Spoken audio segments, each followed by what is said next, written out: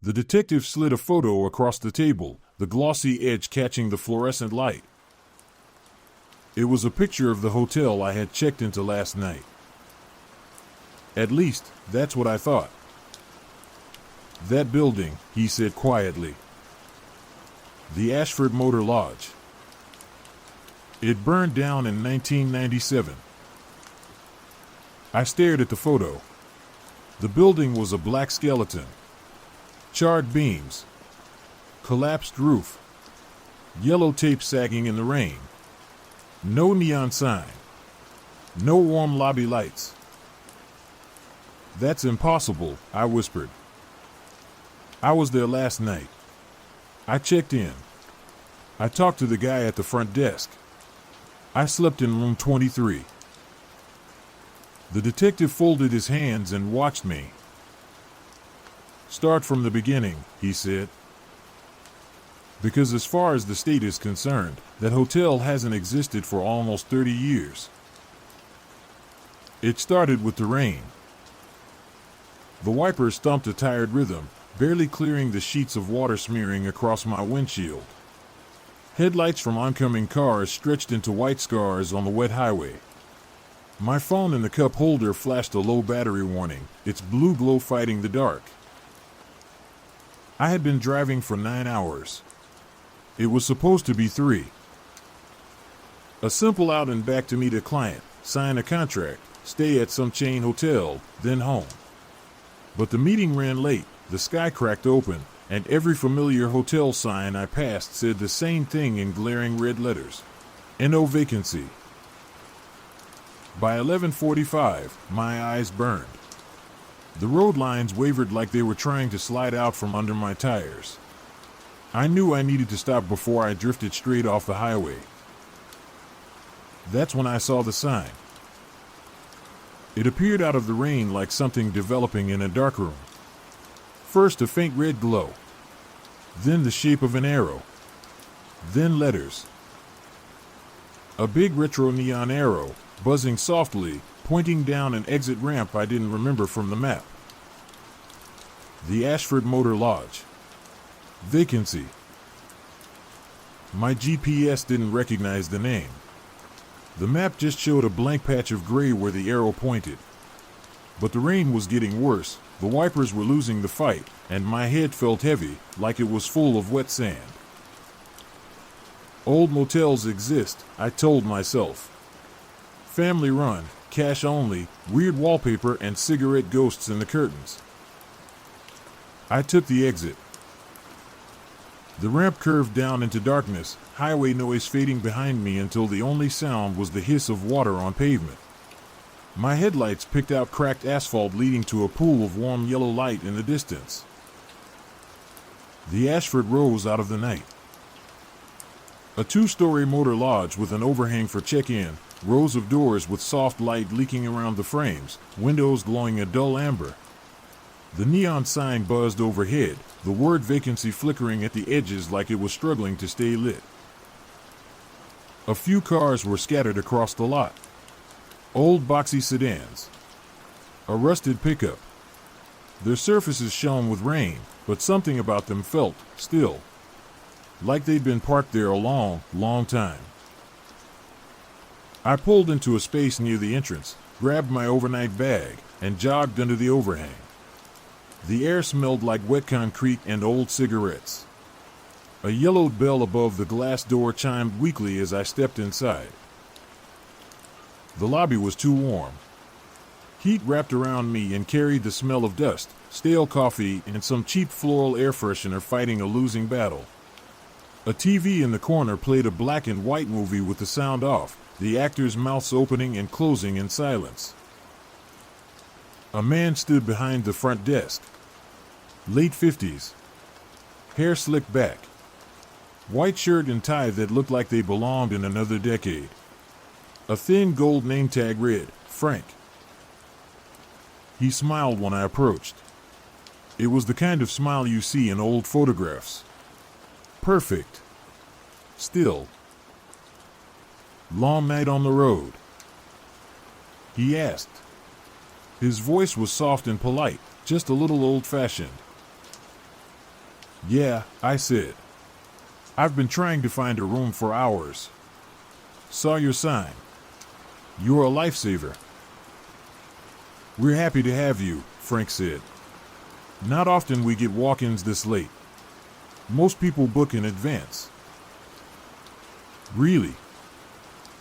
I glanced around the empty lobby. Looked pretty quiet outside. He flicked his eyes toward the rain-streaked glass doors, then back to me. They're all in their rooms already, he said. Storm like this, most folks turn in early. He slid a large leather-bound register onto the counter and opened it to a blank line. The pages were yellowed and thick, the edges curled. Names filled the lines above mine, the dates next to them stepping backward through the years. If you don't mind, he said, pushing a fountain pen toward me. Just your name and the time you checked in. No computer system. I asked. No website. His smile didn't move, but something behind his eyes cooled.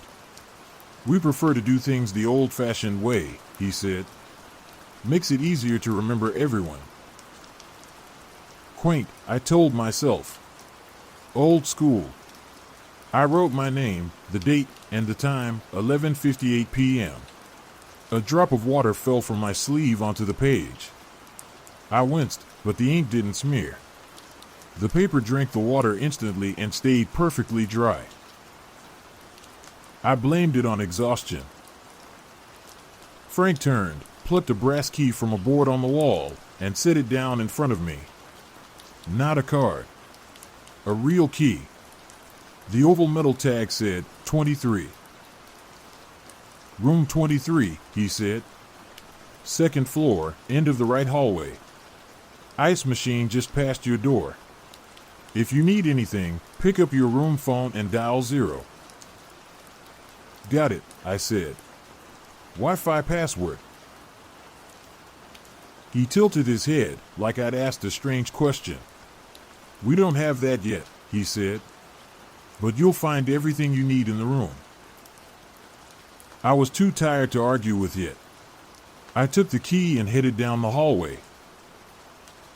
The corridor was narrow, carpet patterned with faded swirls, sconces casting a soft orange glow. The air smelled like cleaning chemicals over something older, old smoke, old perfume, old lives. As I walked, I heard a TV murmuring behind one door. A woman laughing behind another. Somewhere, a baby crying faintly. It was weirdly comforting. Proof there were other people here. But I never actually saw anyone. Room 23's door was heavy. The key turned with a stiff metallic click. Inside, the room was exactly what you'd expect from an old roadside motel, floral bedspread, wood paneling, small table and 2 chairs, thick old TV on a cabinet. A generic landscape painting hung on the wall. Trees. A lake. A little bridge. The colors looked washed out, like they'd been left in the sun too long. I tossed my bag on the bed and checked my phone. No service. Not even a single bar. I held it near the window. Nothing. In the bathroom. Nothing. Just no service, like a joke. One night off the grid won't kill me, I muttered. Rain hammered the window. I turned on the TV. 3 channels, old shows, older commercials, and 1 channel that was just static. When I flipped through, the static hiss dipped for a moment, like it noticed me. I turned the TV off. On the nightstand, there was a beige rotary phone and a notepad. Across the top, in looping script, it said, Ashford Motor Lodge, where the night remembers you. I should have rolled my eyes. Instead, the words made my shoulders tense. The shower pipes groaned when I turned the water on. When I finished and wiped my hand across the fog mirror, my reflection didn't move at the same time. Just for a heartbeat, my hand was on clear glass, and the blurred shape of me dragged a fraction behind, like a laggy video. I wiped again, harder. This time everything was in sync. Too tired, I told myself. Just sleep. I turned off the lights and lay down. The mattress springs complained. Rain became a constant hiss against the window, like the storm had leaned in close to listen. I drifted in that half-sleep where the dark room feels like it's breathing with you. I don't know how long I hovered there before the first sound. A knock. Soft. 3 taps. Right at my door. The digital clock on the nightstand glowed, 2:13 a.m. Another knock. 3 taps, a little harder. Hello. My voice sounded small in the dark. Silence. I swung my legs out of bed, the carpet cool under my feet. The knocking stopped. I walked to the door and pressed my eye to the peephole. The hallway outside was empty. Just the long strip of carpet, the orange wall lights, the other doors. The deadbolt was still locked. I touched it anyway and let my hand linger there too long. That's when I heard the baby. Thin, hiccuping cries floated down the hall. At first it sounded distant, then closer, like it was just around the corner where the hallway turned. Every instinct said someone might need help. Another instinct, the one trained by years of late-night horror stories, said don't open that door. The crying cut off mid-sob. A moment later, a TV laugh track rolled down the corridor. Too loud. Too bright. The canned laughter went on a beat longer than it should have, echoing off the walls. I stepped back from the door and didn't sleep much after that. When I finally drifted off, it felt like minutes. When I opened my eyes again, pale light leaked around the curtains. The clock read 7:06 a.m. The storm was gone. Sky pale. No rain. It was like the night had never happened. I dressed, packed, checked my phone. Still no signal. Battery at 14%. The hallway in daylight looked smaller. The sconces were off. The carpet seemed more worn, the pattern nearly rubbed away in the center. No TV sounds. No voices. No baby. Just quiet. On the way to the lobby, I passed a framed black and white photo I hadn't noticed before. The Ashford, freshly painted, crisp lines, the parking lot full of cars and smiling people. At the bottom, in cursive, grand reopening, June 12, 1993. A cold little thread worked its way down my spine. I kept walking.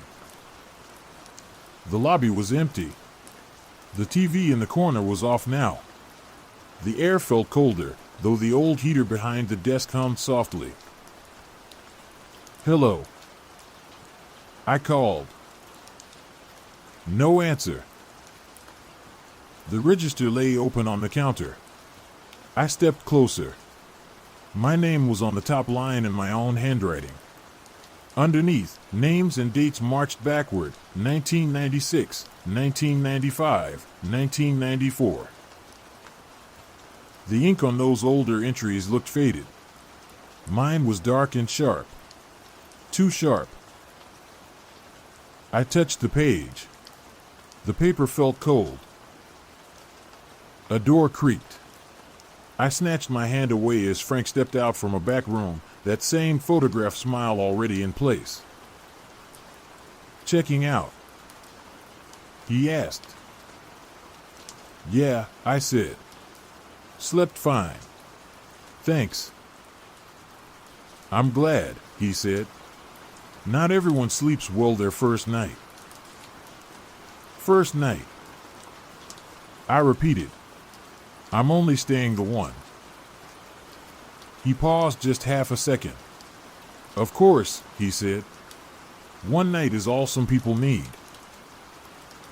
He slid a receipt across the counter. The paper was thick and off-white, the total strangely cheap for a last-minute room in a storm. At the bottom, in faint print, were the words, "Thank you for staying with us. We'll see you again." I didn't remember handing over a card. I didn't remember paying in cash. But I tucked the slip into my wallet, muttered thanks, and walked out. Outside, everything felt wrong. The lot was quiet. No highway noise. Just the crunch of gravel under my shoes. My car looked like it had aged a decade overnight.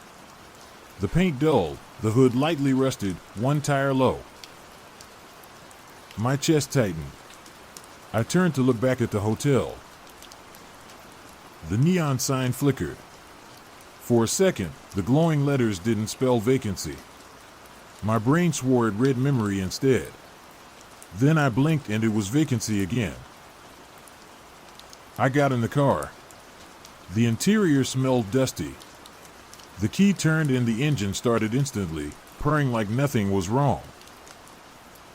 I pulled out, followed the cracked road back. It seemed shorter now. In less than a minute, I was merging back onto the highway. My phone buzzed. Full bars. I opened the map and zoomed in on where the motel should be.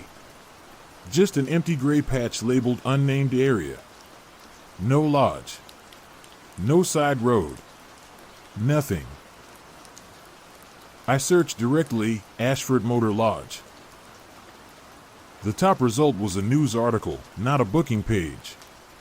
The thumbnail showed a burned building behind yellow tape. The headline, 6 dead in overnight fire at Ashford Motor Lodge.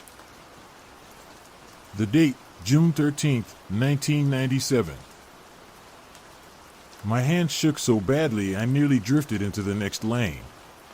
A truck honked, dragging me back.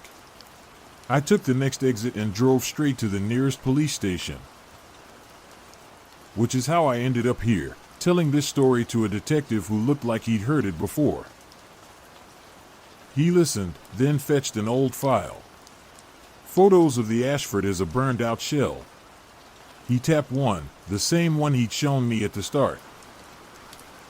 "I worked this case," he said. "My first year. Fire started in room 23. Faulty wiring. Whole place went up in under 10 minutes. How many died?" I asked, though I already knew the headline. 6, he said. He flipped to another page. Manager on duty that night was named Frank Calloway. He slid an old photocopied obituary to me. Frank's face stared up, a little younger, same neat hair, same still smile. Frank died trying to get guests out of their rooms.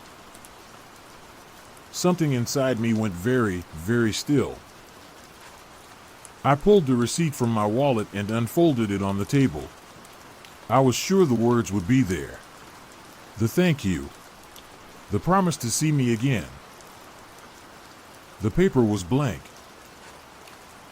No logo. No total. No message. Just off-white paper that now smelled faintly of smoke. "I swear there was writing on this," I whispered. "My name was in that book. The place was standing. I slept in that room."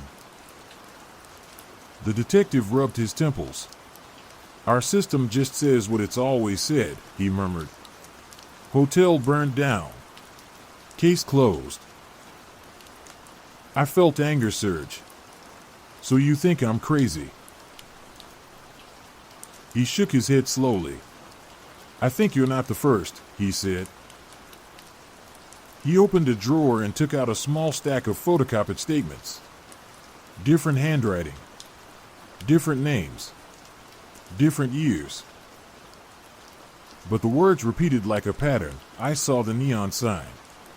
I checked into the Ashford. Room 23. Middle-aged clerk named Frank. Baby crying in the hallway. The dates marched forward: 2003, 2011, 2019, each spaced a few years apart. Most people don't see anything when they pass that stretch of road, the detective said. But every few years, someone walks in here shaking and swears they spent the night in a hotel that burned down before they were born. He paused, then added, "For what it's worth, they all walked out alive." I left the station in a daze. The world outside looked too bright, like someone had turned the saturation up. People laughed. Cars moved. Somewhere, a radio played a happy song that felt like it belonged in a different universe. Life went on. But every night since, when I close my eyes, I see that neon arrow cutting through the rain. I hear the soft knock on my door. I hear the baby crying and the TV laugh track that goes on too long. A week ago, I pulled the blank slip of paper out again. I don't know why I kept it. Proof of nothing, I guess. This time, there was writing. Faint, like smoke had decided to become words for a second. "Thank you for staying with us. One day, you'll come back." I don't know what scares me more. The idea that the Ashford is still out there somewhere, waiting for the right kind of storm. Or the tiny whisper in the back of my mind that wonders what would have happened if I hadn't woken up. So if you're ever driving too late on a night when the rain is so heavy you can barely see, and your phone is dying, and every hotel on the highway is full. If you see an old neon arrow pointing down an exit you don't remember, don't take it. Some places burn down and disappear. And some places refuse to let go. If you're still listening and the rain outside your window suddenly sounds a little too real, do me a favor. Leave a light on tonight. And if you want more nights like this, more stories that don't quite end when the audio stops, stay close. Like this story, share it with someone who drives alone on empty highways, and subscribe to Bloody Chapters so you don't miss the next place you should never stay.